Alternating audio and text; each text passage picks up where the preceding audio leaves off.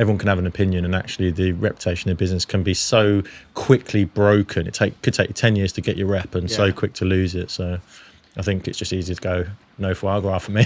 Yeah, especially with all these Instagram critics as well. Yeah. Suddenly have millions of followers, and they could literally put you on the map. Today's podcast guest is a man who knows how to throw a shrimp on the barbie. Not because he's an Aussie, because he's not, but because he owns and operates the Midlands' most exciting and sought-after cooking over fire restaurants. He's gone full circle in his life, from commando to Barbie, Q King, and to great success, winning a cabinet of awards. When he's not running his 2 eateries or recording his new podcast, we'll get to that later, you can find him hanging out with his daughter and dogs. Our guest today is the man, the myth, the barbecue aficionado, James Peck. Thank you. You made me sound much cooler than I am, though. I appreciate it. I'll try hard. I need that clipped. That's the most work I do for this podcast. I appreciate that. How you doing? You all right? I'm living the dream. Thanks for having me. Well, just the first time round here, I alluded to earlier how it's quite a nice little area, isn't it? It's posh, isn't it? It's quite nice. Imagine what it'd be like to own somewhere that didn't look like downtown Basra. so yeah. We're right posh, we are. Yeah, really posh. So yeah. And there's car parking as well. No one's shouted at me yet, so I think... that'll happen. Yeah. It'll happen. No, it's It'll not happen anyway. Yeah. Cool. But no, pleasure, guys. We have a car park at the back, just for the record as well. Yeah. Let's talk about that. We have a car park at the back, listeners. All your windows are still here as well. You're definitely in a good place. Yeah, So people love us. yeah, no, it's stunning here, chaps. It's really good. I heard a terrible story the very other day much. about a friend of mine that used to live somewhere where he woke up one morning and some scallies had smashed all the windows What, in his And that's the house? staff. in front of his house. Just chef. because he parked somewhere. Yeah, there is some Where did unlucky he park? people. Yeah, well, I don't think I can disclose that. It was a terrible spot. That. Oh dear. So, James, basically we're going to talk about your story. It's like, what's the story, Ash Brown Glory? We kind of emphasise on the guest and really kind of tell their story of how you got to where you are today. Yeah. Is that the floor is yours moment? That's mine. Failing maths got me here. The irony, you're putting your mass loads Obviously, now. starting with some of the props you've got here. Yeah, well, it's kind of... The army. If I was to summarise it short, I guess wasn't particularly academic, but also at the same time was quite resourceful. So if I didn't know the answer, I was the kind of guy that would probably find it out. That was kind of something I figured out quite early. Like I wasn't naturally gifted with maths and science and stuff like that, and I was always pipped to be able to do better than I was. They basically didn't think that I was fulfilling my full potential. And it was down because I didn't enjoy it. I wasn't a book smart person, I'll put it on paper, but give me something practical to do, or the sports side or anything like that. I seemed to thrive. So I kind of knew earlier on that the desk job probably wasn't going to be somewhere that I'd thrive. So yeah, left school, done quite well in like science and bits and bobs like B's and C's, but failed maths, got a D. And for what I wanted to do in the military, I needed a C for, which was blowing shit up. It's called building and structural finishing. So like plastering and so yeah, I failed maths. So they said, well, join as something else and you can transfer over and that kind of thing. So joined the army. Really, really disappointed my dad. I'll never forget the feeling of my dad thinking I was a piece of shit at 16. Really? Oh God, yeah, fuck yeah. Why? Why was that? My dad's ex-Coldstream Guard, so infantry, uniformal. It's just the pride that comes with being a Queen's Guard and kind of like, I know it sounds horrific, but like that kind of stereotypical like disappointing dad is like, I'm not mad, I'm just disappointed. Sometimes that burns a bit deeper. So yeah, failed maths. So joined as a chef. I remember the leaving the careers office, just thinking that I just fucked it. Joined my regiment, passed all my training, and just found an absolute love for it. Redone my qualifications, so my sitting guild's equivalent to like A to C. So you don't get a grade, you just get a grade that sits you between A and C. So in my head I was like, I've just got a load of A's now. Yeah. Add that to the CV. And then by then I was hooked. I was in Cyprus and making friends for life and just really thrived on the discipline. And like I alluded to earlier, that don't do very good with necessarily book work. I can't sit still. I'm very practical. I'm not in an environment where I thrive sat behind a desk. So like with the military, it's like you're here, you're there, different challenge, exercise. Do they give you a bit of structure as well? Within... Yeah, like the structure I probably needed to set me up. Yeah. And it was a massive 8 years of my life where I thought that's always what I wanted to do. And, I was cooking for like tri-service competition. I was in the army team against the Navy and the RAF. And, I was getting sent to officers' mess to cook quite quickly, which was probably the more higher end position you could be. But it was during a time, dead man's boots, where the recession was rife. People weren't leaving the army, so promotion was really tight. So I was sat in my job for a lot longer, and I was getting bored, and like I was pent up energy, and a lot of my peers were kind of saying, well, this year you should get promoted and you should be able to bugger off. And it just wasn't happening for a lot of people. Like normally you'd have a board of like 80 to 100 promotions. It was more like 6 to 12. And a lot of the time, like the Gurkhas, which are just supreme humans, the Nepalese guys, they were just better at everything. They were fitter, they were more focused, more family orientated. They were just better soldiers than a lot of us on paper. And you'd find that a lot of those positions were being filled with people that generally deserved it more. So got bored, and then also found out I was going to be a dad with my partner at the time, and decided to jack it in, and then kind of left the military not knowing what to do. 19, 20-year-old looking at becoming a dad imminently. So how long were you in there? You were in there for 8 years. You left when you were 19.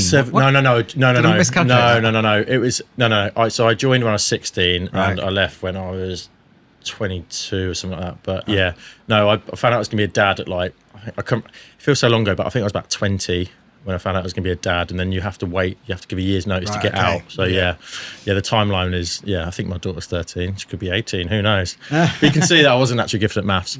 Yeah. So left the army.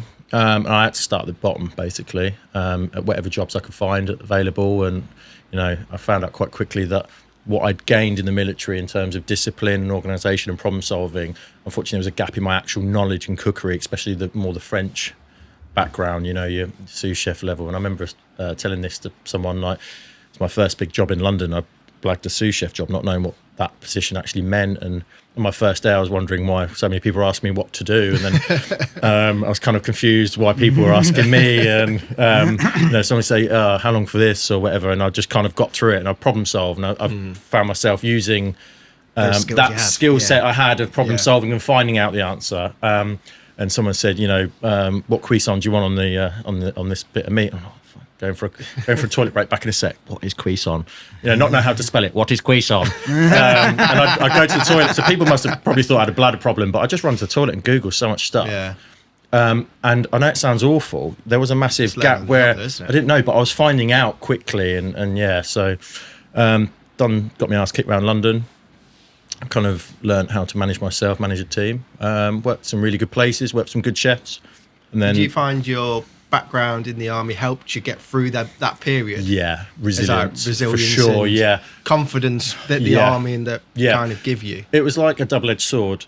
I came out, and most people looked at me like I probably wouldn't know how to cook, but then they knew they could trust me. They knew I'd be there on time. They knew they could rely on me, and it was almost like I was probably the blunt knife in the kitchen. I'll always be there. I might not be the sharpest one there, and I might not be able to be the quickest, but I'll get there by hook or crook. So I think it held me in good stead, and people probably, looking at a hiring perspective, they thought, well, this guy's he's gonna turn up, he's gonna care, and like he's clean and tidy, he's presentable, but probably gonna have to spend a bit more time getting up to speed. I think a lot of the time employees want that. They want someone they can trust to turn up. And someone that can kind of mould and for sure teach, rather than someone's that kind comes of in I might come in one day and might not come in the other.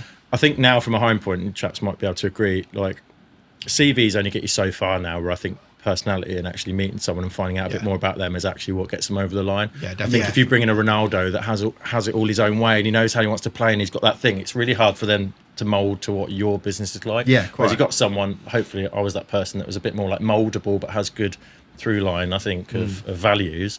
I think I'd probably go for someone that has a less skill set, but I know that in 3 years, if I have the patience, that I can implement the skill set that's going to turn that person into a valuable asset in my business. So and we've got proof of that in our business now. So and then decided I got a bit bored being in London, being underpaid and overworked and being too far away from my daughter. I was like, right, I'm going to give it a go and just try and do dinner parties or something, and then sacked it off. And then started my own business just before COVID, really, which was a really fun time. That's a whole nother podcast. But so I guess in a roundabout way, done sort of 7.5, 8 years by the time I got out in the military, and then just trying to find my way since. So it's kind of, even to now, it's I haven't figured it out. I don't feel like it's still being figured out. So that was the first sort of 8 years, I guess, 9 years.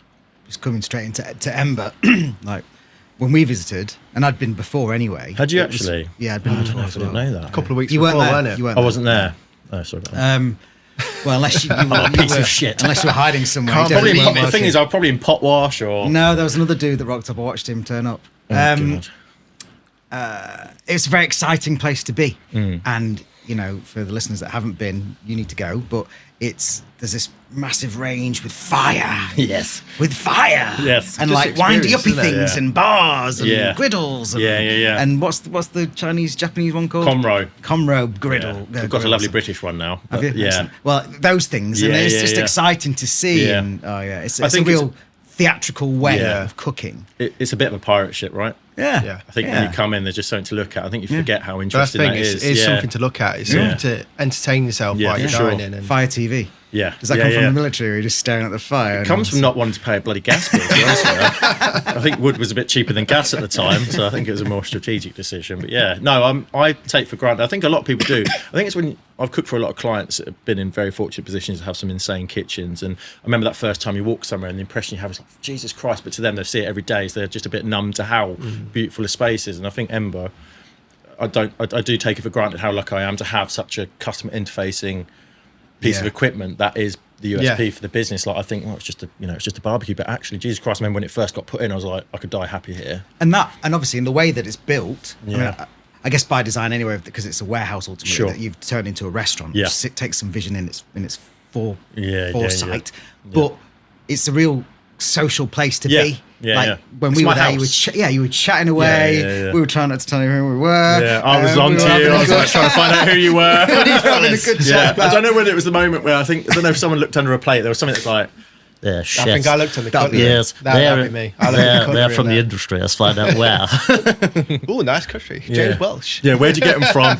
Amazon. I hate when people look at the cutlery in the early days. I'm like, don't look at it. They're lifting up a glass water jug. It says IKEA on it. It's like, no, not that IKEA. Yeah, that's right. It's a No, Kia. no, It's a no. Japanese brand. Japanese IKEA. Very, very expensive. You'd never find it. But yeah, no, it is that. It is when you walk in, my music's on, you can smell the food, it's eclectic. Yeah. The idea is that it sets you up. Okay, I'm going to eat. It's not sterile and quiet. Yeah, and quiet. It's like, hopefully it's got a bit of sass and a And bit it's of the attitude. interaction between the chefs and Yeah. and the guests as well. It's Yeah. like you can ask as much questions or as little questions as you 100%. want. And people do. You have people that want to chew your ears off to the point where it's like, guys, sorry, I've just got to go and turn me Yeah. steak over now. To the point where it's like you've got to try and break away. But then you have people that are so quiet, and it's almost like they picked potentially the wrong experience because they didn't realise they were right in front of us. And you kind of know when to approach and when to stay back. Yeah. And you kind of And some people just like to watch as well. Just 100%. literally like- Yeah. And- Well, you went to Story Cellar, and Story it's a really Cellar. open kitchen, isn't Yeah. it? With a bit Yeah. very the same Were they- theme. Sorry, were they chatty? Sorry, or were they just getting on with it? They were just getting on. Is that the one it. with the rotisserie in it? They've Yeah. opened another one. Yeah. They were they weren't that chatty, but if you ask a question, they'll answer it. I think from there's a point of view where I think why that would be the case, and I think Restaurant Story, obviously it's a 2-star, it's that immaculate silence in the kitchen, they run off silence, and I reckon it's that culture where they've gone from such, because I know the chef that opened it was at Restaurant Story, I think it was a sous chef or the executive chef there for a long time, going from a 2-star quiet silence in the kitchen to an open faced kitchen. It's probably just going to take some time for them to realise actually you can interact and you can drop your shoulders and talk to customers, because that level of kind of kitchen, you don't talk to customers. Again, I think it could just be their style that that they work, and if someone asks a question, they were more than happy to just to that level of chat- focus to chat maybe. to us, but they didn't go out of their way to make you feel kind- to chat where you guys Yeah. from then, what you're up to. quite, but no, the experience was great, and I love that kind of the theatre of watching chefs cook. 'Cause- I think it connects the dots. I think sometimes when you go to some amazing restaurants, the food's absolutely insane, but you don't see the kitchen, you don't necessarily see how it's put on the plate, you don't see the work. I think with open faced kitchens, especially where you're exposed to everything, which you are at Ember, you see pot wash all the way down to the front door. You're seeing that piece of meat cook, you're seeing how long it's resting for, you're kind of like following its journey, and then you see it being plated up in front of you and put through. So you're kind of seeing everything. So it's the experience, and I think this day and age, value and experience are two things that most people are looking for the most, while the world's changing. And I'd like to think we've got the experience by default, and I think the value is the bit that we're focusing on massively. So those two things are at the forefront of the product, Ember. But yeah, you're right, going into a kitchen, you've captured their imagination, they're looking at what, half the time, maybe it's a first or second date, we can kind of tell because it's that awkward kind of meet, and they're not talking to each other because they're just watching. You're like, are they arguing, are they all right? And then you're like, you're right there, and they'll just like snap out of it, and like I love that, and I forget that behind me is a big wall of fire. So yeah. So it's a fun place to cook, obviously. And one thing with it, chefs that come in for the first time, I've been very lucky. I've got the same team in terms of no one's left, but we've added a couple more And their adjustment period, the first 2 weeks, is quite funny because they realise they're on show. They realise that they're washing their hands a lot more. They're overthinking things, and like they end up performing more clinical because you're on show. Yeah. You know, and I think it's amazing practice. You worked very tidily. I was watching how you work, but you have to. You have to. I mean, even if you're a tidiest person to begin with, yeah. like you wipe down clean knife, pack back on the place, you know, with a bit of military precision, I guess. You know, 11 Madison Park has the 5 minutes. They go 5 minutes, and everyone just stops what they're doing, breaks down the whole kitchen. Like, I mean, food goes away, and he's quite famous for Daniel Hum for 5 minutes. He calls, and everyone just puts everything away. Wow. Hot soap to the point where you know, like you clean windows with, like that. Like, I mean, the full shebang, and then they go again. Well, we've got one that isn't quite as strict as that, but it's called the Pecky Reset. And it's become a bit of a joke where I'm like, guys, Pecky Reset. And it's just like, you know, when you can see like where it's busy and people have got prep out and they've got a veg crate out, and I'm like, right, some of this needs to go in the fridge now. Let's stop. And it's a Pecky Reset. So we all stop and we do it. And it's fantastic because not only is we've turned it into a bit of a joke that it actually giddies people up and we have a bit of a laugh about it, but actually you just reset your kitchen and you've got everybody in sync. So no matter what you're doing, stop. Restart. But it kind of cleans the mind as well, doesn't it? When things are way back where they're supposed to be. Yeah. It's like, that's a military thing again. From my background. I'm like, you know, no one taught me that. I think that's a positive of like, you know, like your room inspections, your uniform, you know, that people, when they see that, I think, you know, everyone's seen a chef walk past with their bum out with a fag in their hand, you know, that chef jacket where they've just gone like that, and you think, oh god, that fucker's just made me lunch or whatever. Whereas I think naturally when you see people working clean and tidy and they take pride in themselves and their workstation, I think it takes your mind of a place where you're comfortable and you have a level of trust in where you're eating. I think that's so powerful because there's nothing worse than seeing your food being brought over to someone whose butt cracks out. And I suppose going back to what we talked about earlier as well, being an employer and interviewing chefs. Yeah.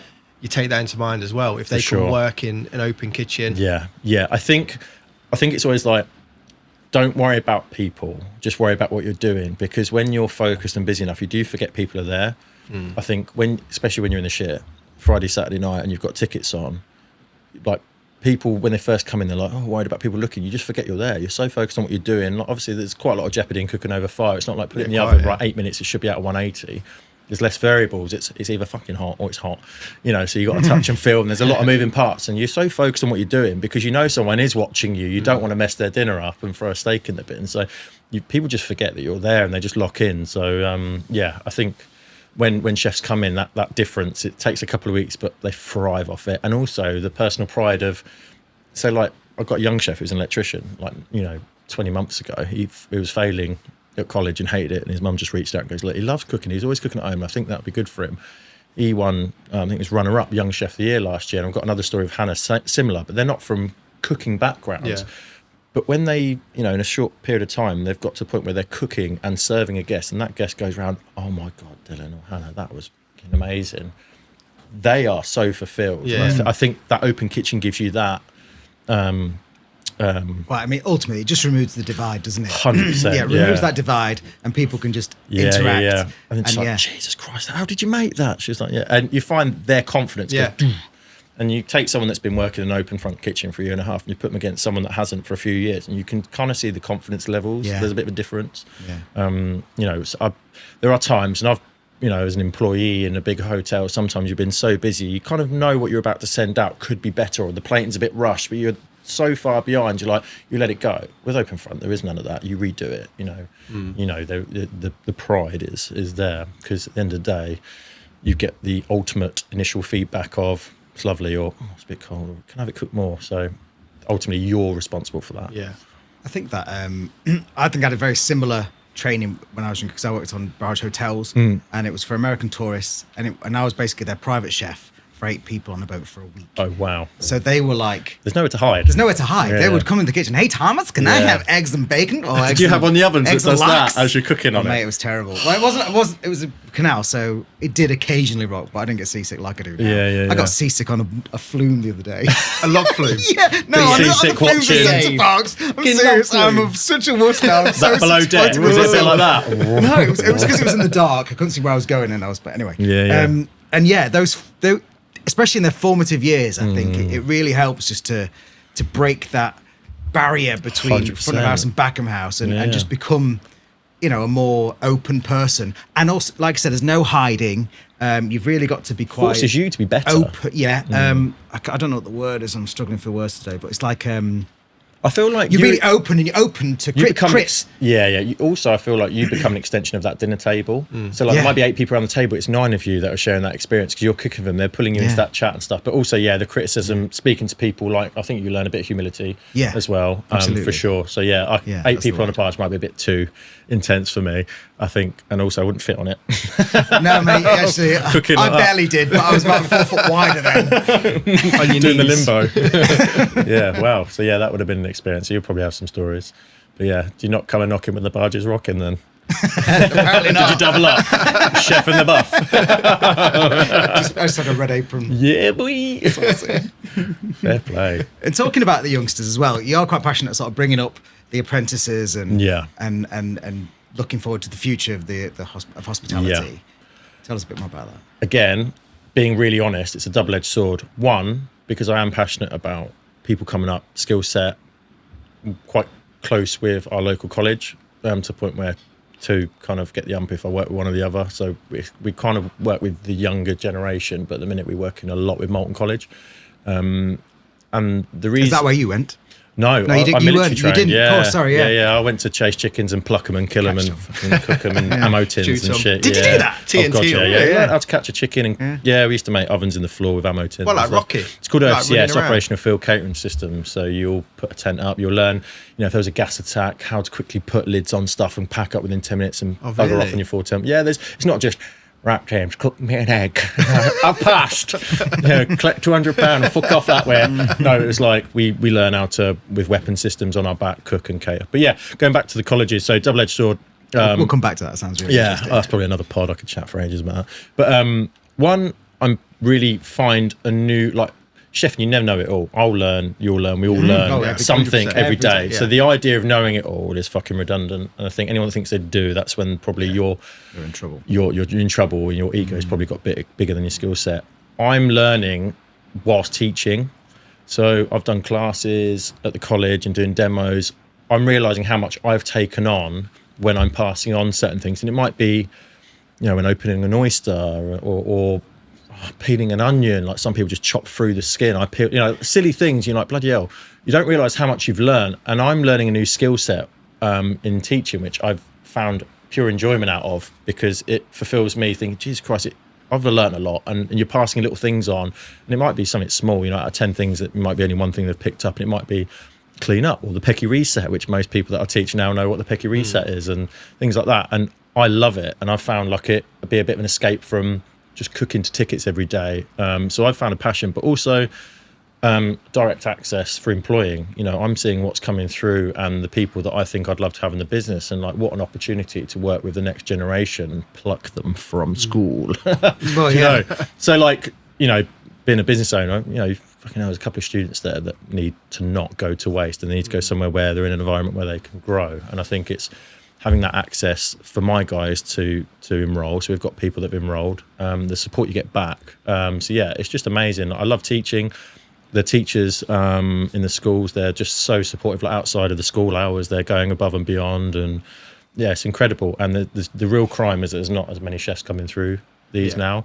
You think, well, there would be a day that I'd like to sit on a sofa in my 50s or 60s, a bit later in life, or enjoy life a bit. It's like, well, who's got my back then? Who's on my stove then? Or what does that look like? And if there's no chefs coming through, you're kind of worried about the future of the industry without sounding too cheesy, but it is. If you're a business owner, you're like, well, what generation are going to be on the stoves? Because not everyone wants to be cooking when they're grandparents and stuff, do they? Not everyone wants it. It's a cruel industry. Want to be eating. It's a young man's game. You want to be eating and enjoying the fruits of your labour. So so having direct access to really good guys and girls, but also you're giving them a platform as well where you've got 2 different establishments that are quite different as well. Yeah. So you got the pub. Sure.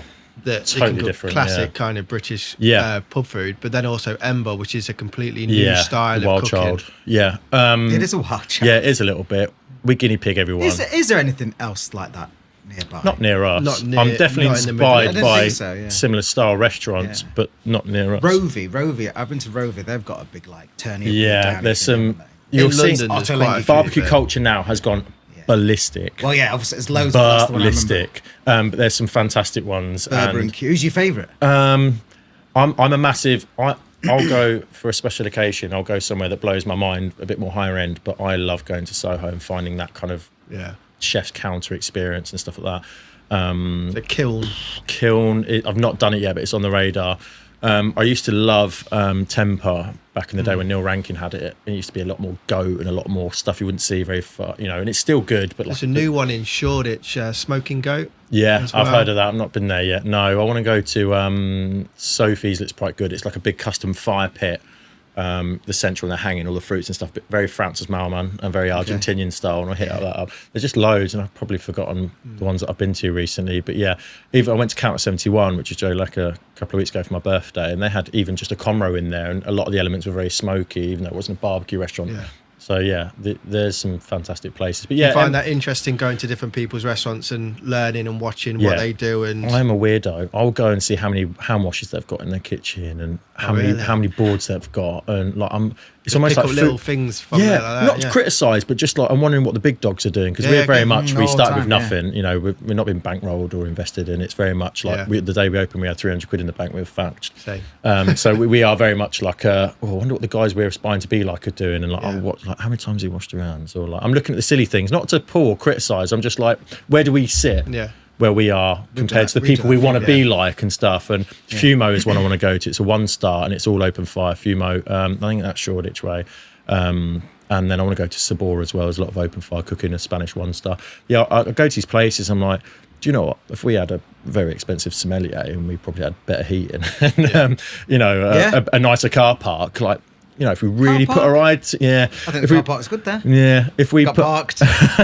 we put a mind to it, it doesn't feel that far away, and it feels like with a bit of focus, we could get to where we'd like to be, but then we're in the right area. We don't want to alienate people. We're very much casual dining, but we do kind of like flip between the two offerings, I guess. Some of our stuff's a bit more refined, and we'd like it to be seen a bit more as a treat, and then some stuff we want just to be umptious and a plate of carrots with roast yeast butter on that you just want to gorge on. So I think that's what we've found as well. We go to places that we like and we aspire to be, and just kind of compare ourselves, really. I find it's motivating. You just sat there just like, okay, I don't get jealous or anything like that, but you sit in a restaurant and be like, bloody hell, this would be amazing to have. And you kind of like, for me, I'm just like, I find it motivating. I think people take things differently, where they might sit there and think, well, this is shit, he's got everything I want, and just have a negative connotation where I sit there and be like, this is fucking wicked, like this is where we need to get to, and I think that is very motivating. Like, we go out as a team quite a lot, we've grown quite quickly, so I don't take everyone out, we can't afford to. How many chefs do you have now? Done about chefs 12 or 13, not loads, but it's 42 in the business, and we've got probably about 16 senior staff, so obviously when we go out and do something, it's kind of like quite expensive. Gets expensive, but we go out and it's like, it's good motivator. Like, guys, look at the way we served. Like, Claire, she's coming in as ops director. She's WSET level 3, so she knows her wine. She's very, very, very on the ball and very passionate about wine, and I've never had that in my business. She's there looking at the wine list and the sort of price points, and the price point is something I'm very curious at, like value for money. What are they doing? What do they deem value for money and stuff? And I feel like we're quite comfortable where we sit, that you do feel like you've eaten a good amount of food after the tasting menu. Hopefully you guys agree that, like you're not, I can do a KFC now, but you're not overstuffed either. You shouldn't be. Like, don't get me wrong, how many tasting menus did I do in the army? 0. So when you take away those 8 years in the military, it's not even that long I've been doing a tasting menu. But I think about, from a custom point of view, how do I want to feel? Do I want to feel like I've tried loads of different flavours and textures? Yes. Do I feel like I've had an eclectic mix of ingredients? Yes. Do I feel like, even though some of them are smaller morsels, do I feel like there's value in it? Have I just had an onion in one bite? Like, sometimes you go and you think, bloody hell, when you actually put everything on one plate and it fits, that's quite scary. I'm a sucker for, like, it's really small. I'm like, right, we'll have really small because you want it to go further. It's not that I'm begrudging the size. I'm just like, I just want to prolong this experience. Do you sniff before you snack? Oh God, I smell everything before I eat it. Yeah, I know it sounds really, really weird. Not in like a Silence of the Lambs way. Yeah, just like when something's so small, you kind of want to smell it, and then you want to eat it. And then I'm really weird. Like, take it how you want, but I kind of close my eyes and just trying to think about what I'm eating. Depends where I am, right? If I'm at McDonald's with my daughter before a dance rehearsal, I'm not that Big Mac.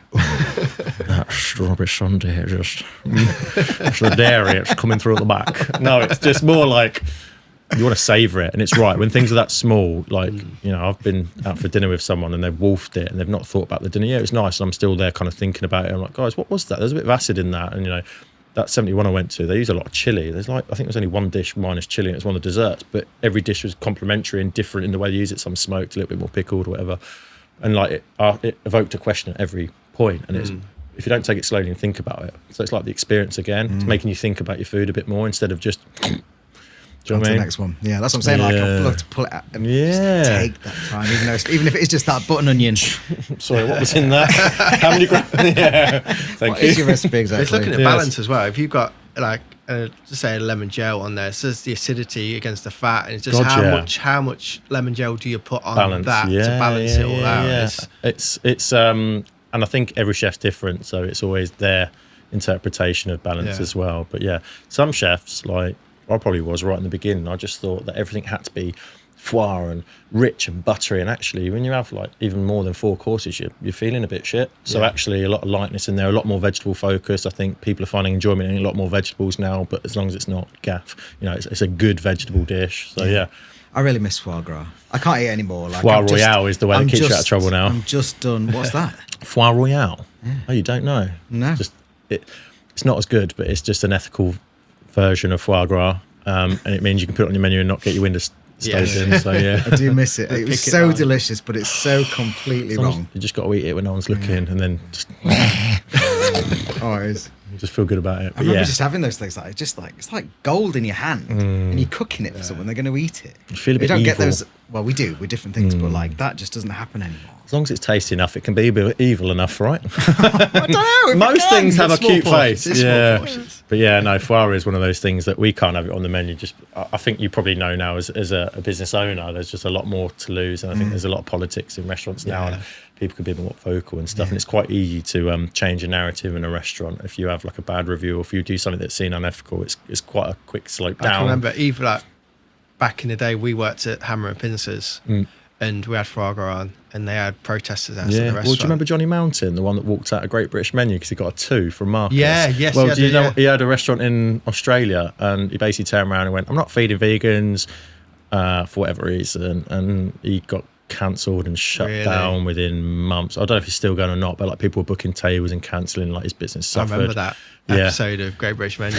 Just walked out, didn't he? He'd done a fish course without any fish. Like, I don't know if it was just too Heston before. I don't know, but that's not the vegan guy. That's Marcus, well, Johnny was Mountain. Yeah, Marcus was his judge. Yeah, Marcus went, no. He goes, "Johnny, how can you do a fish dish without any fish?" And he just got such a shit score. He just, "I'm not having this," and walked out. And I think they actually aired him fucking effing and jeffing down the stuff, throwing his mic. But he went on to open a restaurant. I think Tom Brown was in there. He was just like that. Just sat there, just like, ooh. But it made, I guess the ratings went up, right? Yeah. Again, it's the narrative. But quite. But I think I think it's people are just a bit more conscious now, because everyone can have an opinion, and actually the reputation of business can be so quickly broken. Could take you 10 years to get your rep, and so quick to lose it. So I think it's just easy to go no foie gras for me. Yeah, especially with all these Instagram critics as well. Yeah. Suddenly have millions of followers, and they could literally put you on the map. Can't you? Well, I think you've got some really good examples of that. I think where people have been absolutely stung, and the knock-on effect is huge. And I think people are just a bit more careful about making sure that they can continue to trade after such a devastating blow and stuff. And the industry is harder now. There's a lot less horrific reviews coming out now, I think, sort of post-COVID, because it's a lot harder now. I think it's kicking a dog while it's down isn't the best look for anyone, right? No.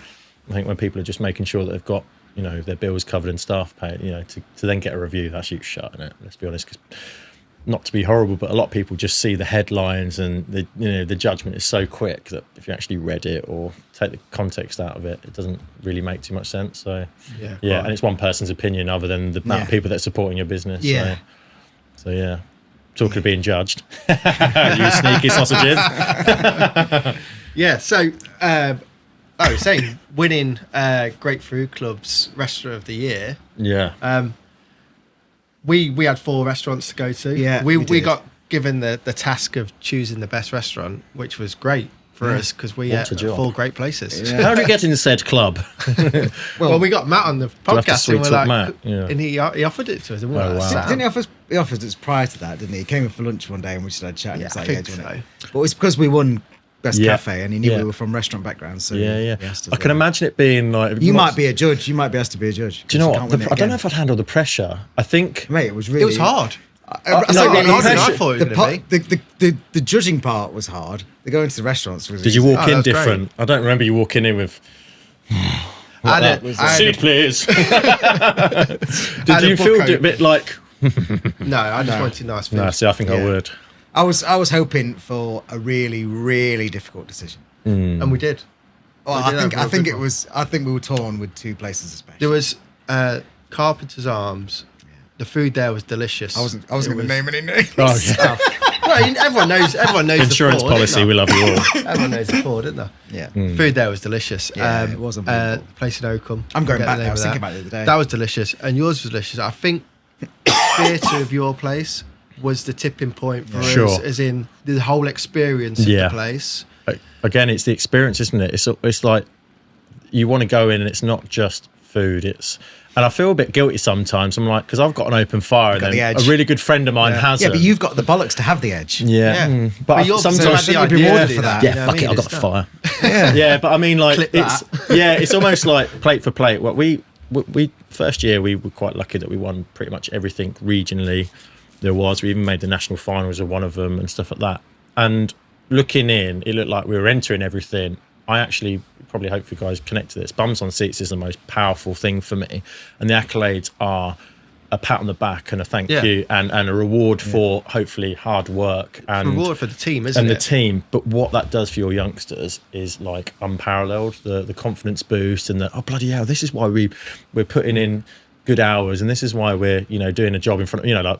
But our backs are like medium rare for most of the day. Do you know what I mean? When you're working that close to fire, like you feel it, and it takes a Yeah. toll and stuff like that. When you get in, it actually drains you, and you have to moisturize everything. Make sure you, But it's when you get such an amazing feedback, and then you get a bloody post. It's like you've just won this. It's like, fucking guys, this is what the hard work's for. Look, people are happy with our food. It's like a validation. So whereas you hear a lot of people say it's not everything, you don't get in it for the awards, but what it does for a business is amazing. And what I loved about this guide in particular is when I opened it all, I'm just like, Jesus Christ, we beat these guys. And you're like, bloody hell. And like, there's been a few awards in the past where it's kind of like shooting fish in a very small barrel. Like there's not a lot near us. You've got a few bigger places, but with this one I was like, Jesus Christ, the competition's rife. Like some serious competition But now. they were all really good. Yeah, and for me, it was the element of the place and the experience that we had there was tipped over the edge for the rest of them. Yeah. really. I think year one we were flying. Year two we found it quite hard because we were growing very quickly, and we realised that we probably needed a different dynamic in our team, a little bit more experience in the wine side, because we were so food focused that almost the drink side played second fiddle. So we felt a little bit vulnerable on the wine side. So people would come in and have the most amazing meal, but we couldn't tell them what to pair wine with, and we try and rectify that. And we're in a place now where I can wholeheartedly say, from sort of like the back end of the summer to now, we are in the best position we've ever been in terms of people in the right places, chefs, front house, the passion, That feels good. the wine. It's felt like 10 years to get to it. Like it's been a long slog to finally go, do you know what, me and my daughter are going to go to the football on Saturday, and I know that when my back's turned, I've got passion in that room. And can I say that even when we won some of that stuff before, did we have that? Probably no. So I generally feel really lucky. Isn't the future even brighter? Yeah, I just think we've got a team now where like the world's our oyster, and we've got a better crew. Not a better crew, but we've got a better chance of fighting through some of the hardships that are coming in this industry. Even this spring. We've got a better chance of making sure we're consistent. It's like you guys. You got guys coming on a Wednesday and then come back on a Saturday. You want to make sure that product and that service is the same on both of those days, not just God, it's really good on a Wednesday, but Saturday they're so busy. Consistencies Nightmare. are kind of our thing. I call it a middle name. Our middle name. Yeah, I like that.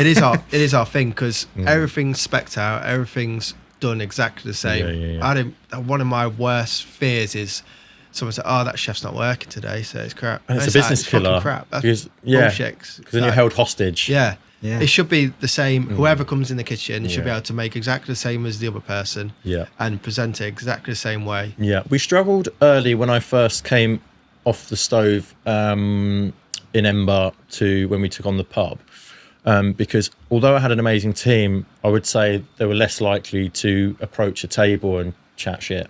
and where do you come from, and pick their brains. They didn't necessarily have the confidence. And I think after just time served, that has kind of come now to the point where all of my guys will be able to, we call it chatting cod shit to strangers, like just have a conversation to anyone about anything. But there was a time where I'd have friends that would always be really honest with me. You'd have friends that are just, oh, it's lovely, and hold maybe a little bit back. Yeah. But I've got a couple of friends that are just honest with me. When you're there, I'll be honest with you, James, like I did not notice. It was amazing. And like where he thought that was going to be detrimental, to me that was like, Jesus Christ, happy days, like brilliant. Yeah. But yeah, I think just being able to talk to people and because I'm quite a big character, like I'm 6'4", tattooed quite heavily, and everyone's quite quiet, and I'm not like a micromanager, but like when I'm in, I'm a bit like making sure everything's bang on with my guys as best as possible. And I think when I'm not there, people know me, they probably might think, oh, he's not in, is the food could be good? And I haven't generally heard much feedback that it hasn't. And to the point where people go in when they know I'm not there just to let me know how good it is when I'm not. And that's so rewarding. And I think it's that, probably as business owners, you're just a bit like, oh God, sometimes you have a day off and you're like, that's you're good in though, anxiety a little bit. Because it's not sustainable being in there all the time. No. You have to have breaks. You have to I'm very do lucky. other stuff and to get the team in place that you feel like you can quite easily just like I think go off for a week or so. 100%. I think the way the kitchen's set up, that it's so exciting to work in as a young chef, that helps. That the culture has been set and they're kind of feeling it, like, so they're feeling the gratification of people loving the food, like the accolades, these things, like they've bought into it. So it's not like, oh, James in here, so we're gonna be a bit slack. Like, hell no, it's like, actually we're gonna put the extra percent in because he isn't here, and like everyone tunes up, like, like who's stepping up, because hopefully you noticed it wasn't a shouty kitchen. There was no shouting. No. It was, and we all kind of work reasonably separately. The way it's set up is different sections, and you all have different dishes. It's not like we have to work together so much to get a plate of food out. Yeah, I did notice that. You get it out, and like we all get our own things out, and that works. So like it's quite kitchen anyway. But you just like the natural leadership shines through when I'm almost not there, because they probably think, well, I'm not here, so it's my turn to make sure I've got his back. So yeah, Jesus Christ, what a commodity to have, someone you can trust. Yeah. I'm conscious we're running out of time and there's still quite a bit to talk to. I want to talk about your pod with the guys over at Blok. I was going to say Blunt. That would be the wrong advertising thing, wouldn't it? Sorry. Tell us about the pod. Super lucky. I've been a customer. Like I'm a bit of a slut to the barbecue world. Like I've cooked on most things, and I'm very passionate about cooking over fire, obviously, and I've been a good customer of a lot of different businesses before, and I found myself gravitating a lot towards Blok, their grills, their knives. And then I've just been a good customer for a little while, and then made a bit of a friendship, and then I've done a masterclass at the back end of last year and invited them down to talk about their grills and stuff, and then they were kind enough to say, look, would you like to come on board as an ambassador? You seem to already love our product, it clicked, no pressure was one thing. Like I didn't want to feel like I was working for anyone. I think it was just a natural, I love your stuff, I've spent enough money on it, and now it's quite easy to talk about it and stuff. And then what come with that was like, do you want to be a co-host, like a permanent co-host for the podcast, which was just amazing, because I'll be honest with you, I've never done one. And all of a sudden, like, they're popping up and I'm having these opportunities to have like this, just these amazing chats, and people get to sort of find out a little bit about the business and about myself. I think you're really good at doing your own personal brand. Like James Peck and Ember, I think you do kind of it's a run hard them one. quite well next to each other. I don't think you're gunning on either. I think it's making sure that you don't just look like you'll do anything for a brand or something. Like sometimes you see like a couple of chefs that work with like 9 or 10 brands and stuff, and you end up looking a bit like a promotional tool, whereas I am a chef. I'm not I cook, and that's my passion and my business. Everything else is a bit of fun, and I'll only do it if it's fun and not pressured. I don't want to be there's no commissions for selling, but I don't want to feel pressured into it. I just want to do it and have fun. So but also know that my business is my baby, and make sure that I don't take my eye off that. But the podcast, what a platform. First one, we had Tom Shepherd, someone I looked up to for years. GBM, smashing that with a cow pie. What an iconic dish. And then the second one we just filmed with Dan Merriman, I think comes out today. Like, these guys don't have a clue who I am, and I'm having the opportunity to sit and pick their brains. And it's like, it's just amazing. But it's kind of opening worlds up a little bit for me. It's like, we're a little restaurant in Ember, in Wellingborough. I'm sat there, the guy just won MasterChef, or the guy that, pretty much won GBM and has such an iconic dish and a Michelin star, I think got off like something like 3 months or less or something like that. And that's like, the upstairs restaurant, isn't it? Yeah, restaurant upstairs. And I'm just like, when do I get this opportunity? So I throw myself at it again for fun, to the point where it's looking like it's hopefully going to open some more doors and collaborations. I might be able to get some of these guys to come cooking in Wellingborough. You know, Dan said yes, and I got that on camera, so I'll use that against him at some point. So yeah, and it's just a bit of fun. We've got Al, so you've got Ben, who is obviously the creator of Blok barbecues, and then you've got Al. He's my sweet spot between, he's very enthusiastic and he's coming into the industry. He's quit his full-time job to become a chef, and he's got this amazing trailer called, it's Fumo Folk. It's a big orange trailer that Ben's built. And I've never been to more, you know, I said I don't get jealous. I'm fucking jealous of this trailer. It's just an absolute barbecue on wheels. It's just amazing. So yeah, it's a good dynamic. You've got someone that builds barbecues, someone that has a bit more of a corporate background and is enthusiastic getting in, and then me that's kind of been cooking for 18 years. So together we have like really good questions, and it's a good amalgamation of kind of background. So yeah, and it's just, it good wouldn't fun. work for two Jameses to be there asking questions, or two Toms or two Lees. You know, also, I think it does work like that. This feels a bit like therapy to me. Sometimes, you know, You're welcome. Yeah, I think it's, you know, you get to talk about things that probably you don't get. Do you want a handhold as well? Yes, anything. Handhold and a muffin. Yeah, no, it's just, I feel sometimes, you know, we're quite passionate people, and you've got to be a bit PC sometimes. It's quite nice to actually be able to say, do you know what, that review is bullshit or whatever. It's a nice platform to be able to be honest, and, you know, because sometimes when you've got a customer and, you know, they're saying, no, you shouldn't have this pink, like pork shouldn't be pink. It's like, you know, instead of having an argument about actually you can have pork pink and blah, blah, blah, blah, blah, it gives you an opportunity to just be honest and be a bit more relaxed instead of engaging in necessary situations. Broccoli shouldn't be grey. Yeah, or pureed or whatever, yeah. So no, the podcast has been super good fun. It's super new. Obviously, we've only done 2. So you've recorded 2, yeah. Recorded 2. Is that monthly then? I think it's just 3 weeks? Or just sending them out until you get a between me and Ben especially, we've got a really good contact list, and we just kind of chancing dates that people are free. So we're going with access to people. So we had a few big names that have had things prop up, so we had to push them back. So it's just about when that person's free. Being a bit more organic. Like we're now talking about the structure of it, which is where it gets a bit scary, because it's a bit more like, oh, when's the best time to post, and the work rate that goes into it. And I sort of said earlier, guys, like, you know, it's not a cheap set, and it does cost money, so it's got to be a bit more strategic.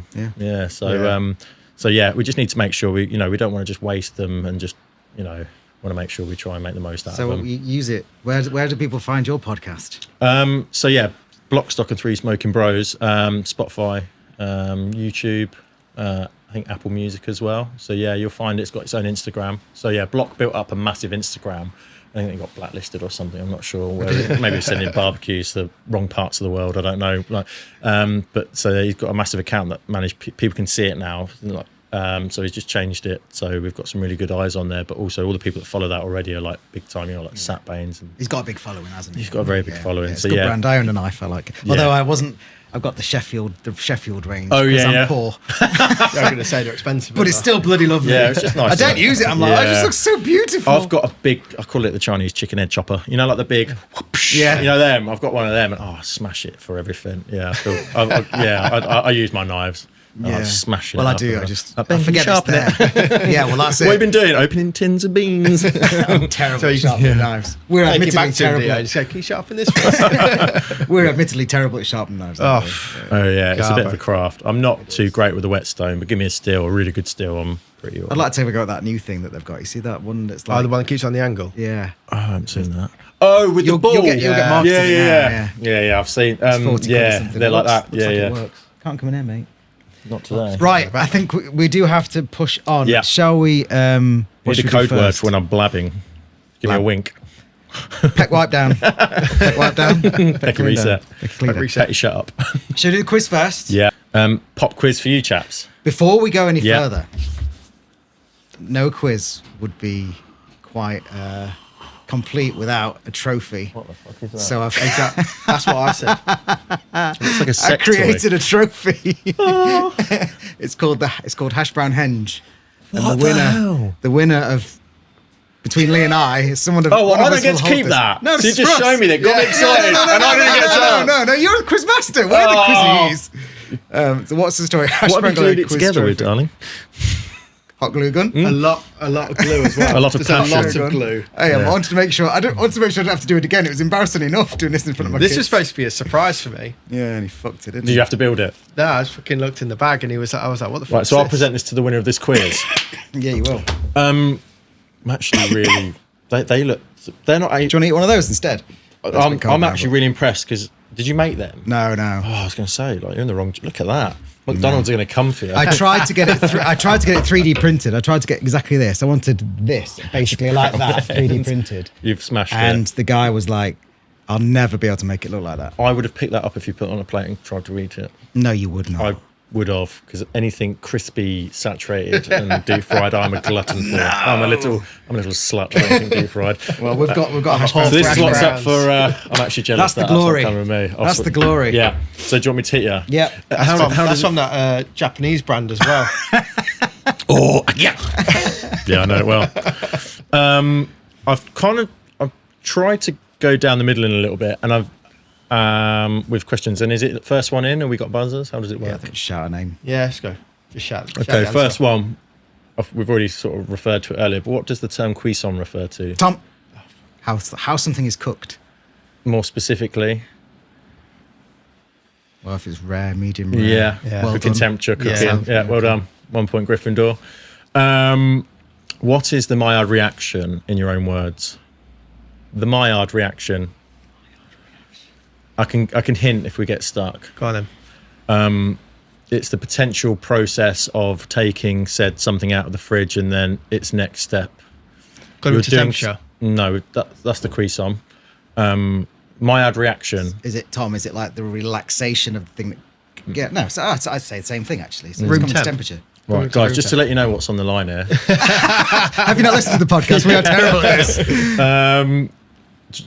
Any guesses? I'll give you another. I'll give you a Maillard. clue. It's the reaction of something on the skin of meat. Oh, the aging. No. As in the drying of No. It's to do with cooking. The crispiness. sear. Kind searing. of. If you could put that into another term. The crunchiness. Right, this is painful. The sear. Maillard reaction, yeah, Yeah, move on. it's basically the browning of meat, the caramelization. Oh, right, So yeah, when you're fair. browning meat, it's the build up of that. Yeah. Okay, Maillard. sorry. Maillard reaction, spelled Maillard.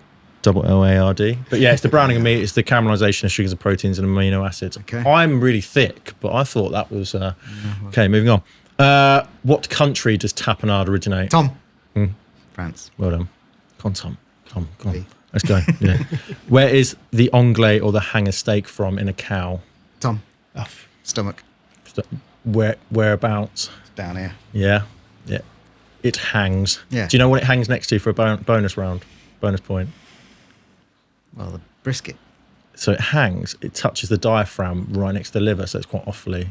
So yeah, doing quite well. I don't. 3-0. You've got. 3-0. Come on. Let's get a. he's won it, isn't he? He's won it. Okay. I can either give you the French name and you tell me what it is, or I Pas tell you what problème. it is and you tell me the French name. He knows French. So. Do you know French? Okay. What is il flottant? You'll find floating islands. Yes. Fuck yeah. Yeah, 4-0, innit? In your face, You know what I honey. mean? Yeah. Get Fair the play. shit trophy. Oh, shit, don't say that. I'm very impressed. Really good see this- trophy. I'm going to look Hash brown after it henge. whilst you win. I'll just keep that down here because I don't want to take that home whatsoever. Fair play. I was going to put this in my bag. I don't know if I went If too they weren't French with some of incredibly that. expensive, I'd make one for everyone to take away. But you wouldn't believe how much those hash It browns just, were. if Ronald McDonald wanted to get kinky, It's just. yeah, I'm into it. I mean, well done, chaps. Thanks, There you well, go. well, what got what, one more done. what Got are we one up more to? thing. Have you done a few of these? Is there like an overall tally? I think it was like 5-4 last year, wasn't it? Okay.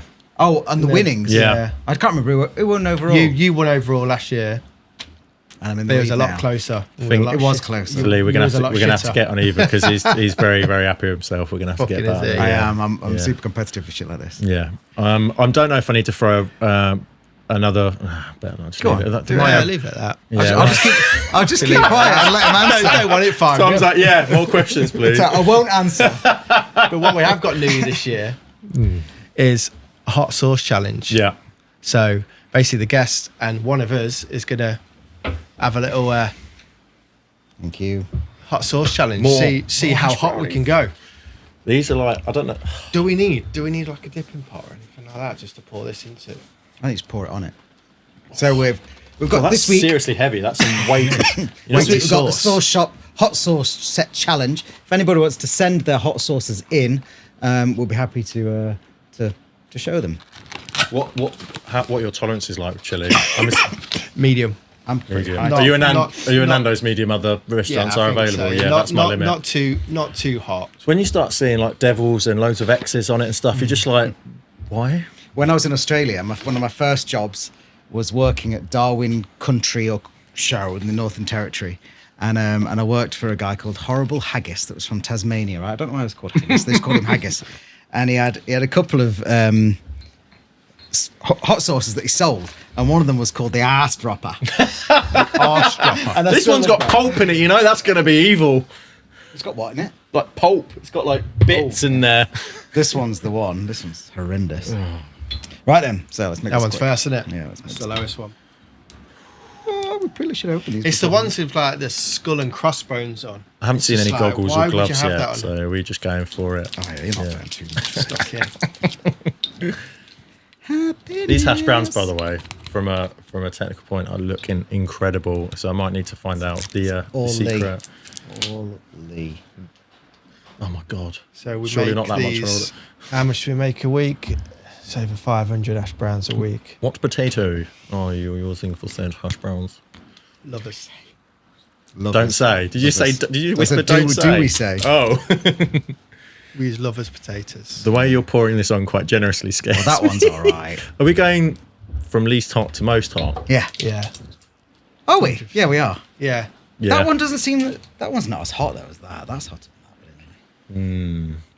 So it's Schofield. Is that So what this they call is it? new Schofield? for this year. Schofield County. Yeah. The Schofield count. The less we Yes, say this about is the new for better. this year. This is a new feature we have. We'll see how it goes. Tuck Let's in. go Oh, for we're it. just going for it. Trying Now, to. So Just this is to- the just- original hot sauce. Yeah, and just to be clear, I've not been very well, so I'm not going to go very far because I've got a Bottled delicate, Defo gonna open up. delicate constitution at the minute. But I'm going to go for the first one for fun. Yeah. Well, I am a wimp, but you don't want me to shit myself right here, do you? I mean, Would go viral. Yeah, we'll go viral. See, I see you done that. Yeah. Shit Cheers. yourself. Cheers. Shit yourself.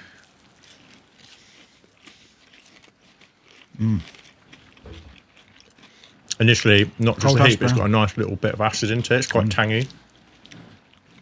So that's the least hottest of them all. That's the original hot sauce. That's actually delicious. Nice Yeah. guy. They're a is- great brand. I love this one. The buffalo is- sauce is like That is delicious, actually. The depth of flavour. I find before, it's a bit of a rabbit hole, isn't it, hot sauces? Oh yeah, it is. Letting you on a secret, I actually started a hot sauce company that didn't get 3 months out of the gate because every time I really? made the same batch, it tasted different. I just gave up. Oh, really? The Well, art that's of the it, thing. yeah. It's like the spices. Yeah. As soon as Consistency, you, because I'm from like a bit of a development background. A bit. A bit. It's playing it down. 9 years. bit. Solid. Ooh. Won more loads of awards. As soon as you scale up, chili's one of the that's a worst lot. ones. As soon as you scale it up, you're fucked. I just Like, couldn't work it out. The same pan, the same. It just didn't taste the same every And it's time. obviously the age of your spices as Yeah. well. The Yeah. quality of spices is massive as Yeah. well. So I realised after 3 months that I didn't have the capacity, or I couldn't be honest with it. It was just so much hard work. It is. And took the fun out of cooking for me. I was just like, why does this taste different? I've done everything the same. So this one is the sriracha chili sauce. Perfect for kebabs. Okay, something I know quite a lot about. There we go. I'm going for be using it. this. I'm going for this one. It's got less on it. Alright, go this one. You got to stick in your line now. Yeah, some napkins here, chaps. Can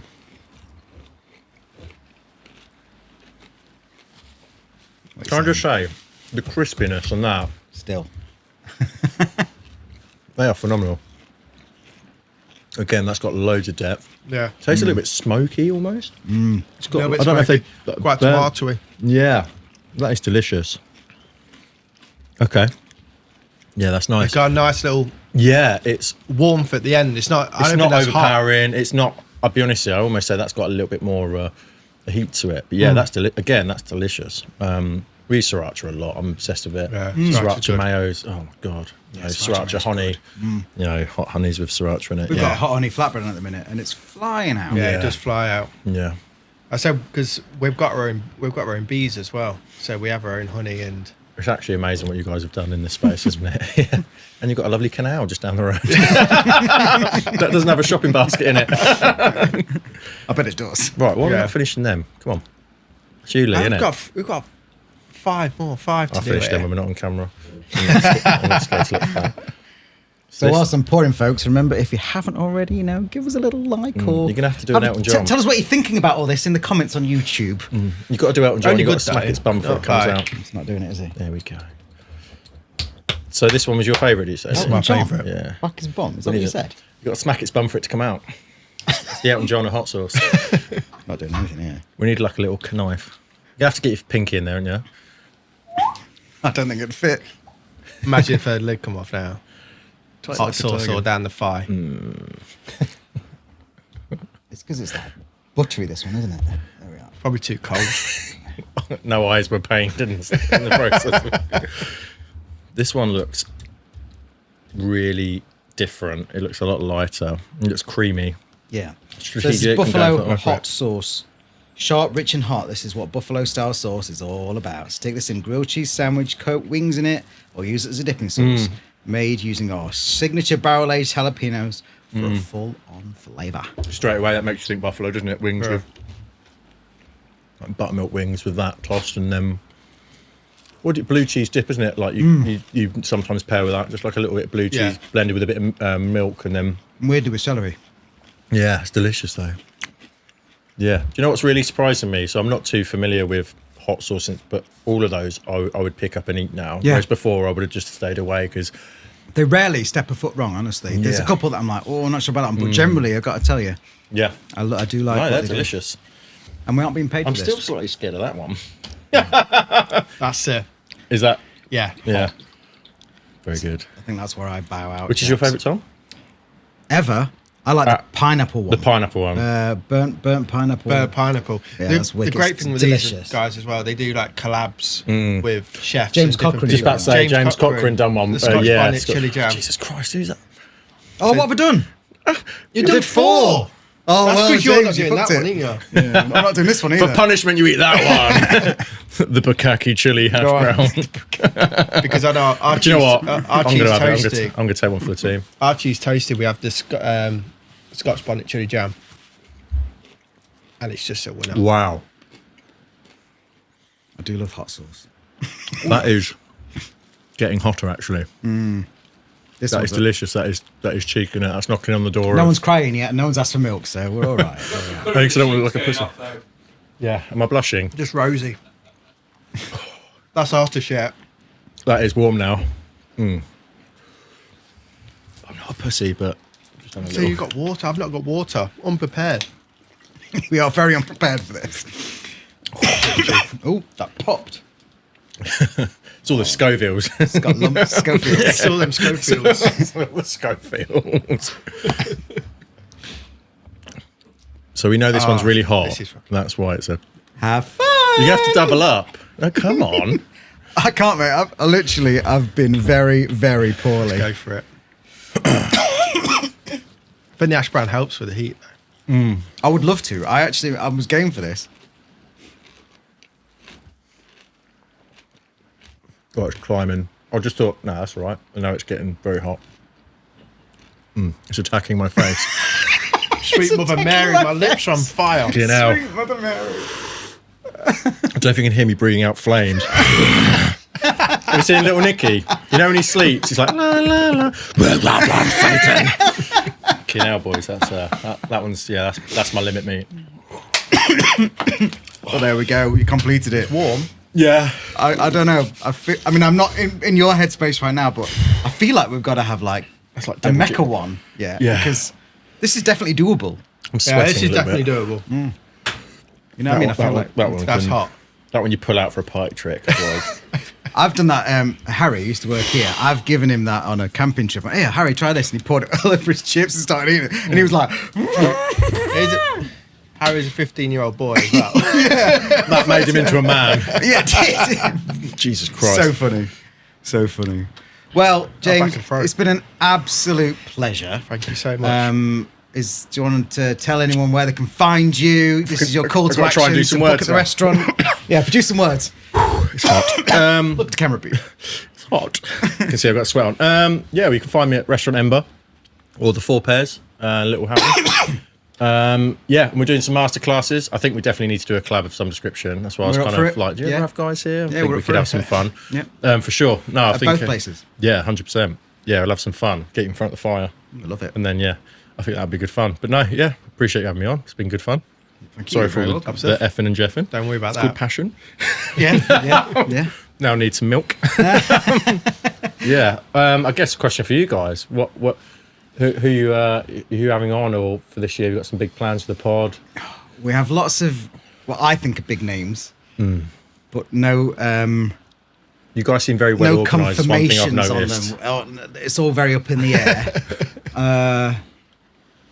So we've got some people booked in the next couple of weeks. Yeah, we've got. You're going to take it on tour. Yes. We are going to take it Yeah. on tour. Well, Yeah, that was that's an planned idea. for Series 3. That was. Ooh. But it turns out See this what I is mean? just You are going well to be. organised. But this is just going to be an ongoing thing. So we'll Yeah. just do a week or so. Or, I don't know, something like that. No, I love it. Appreciate it. It's been good Be cool. fun. Be cool to go different places. Yeah. Rent out a caravan. Well, I've got one, so I don't have to do that.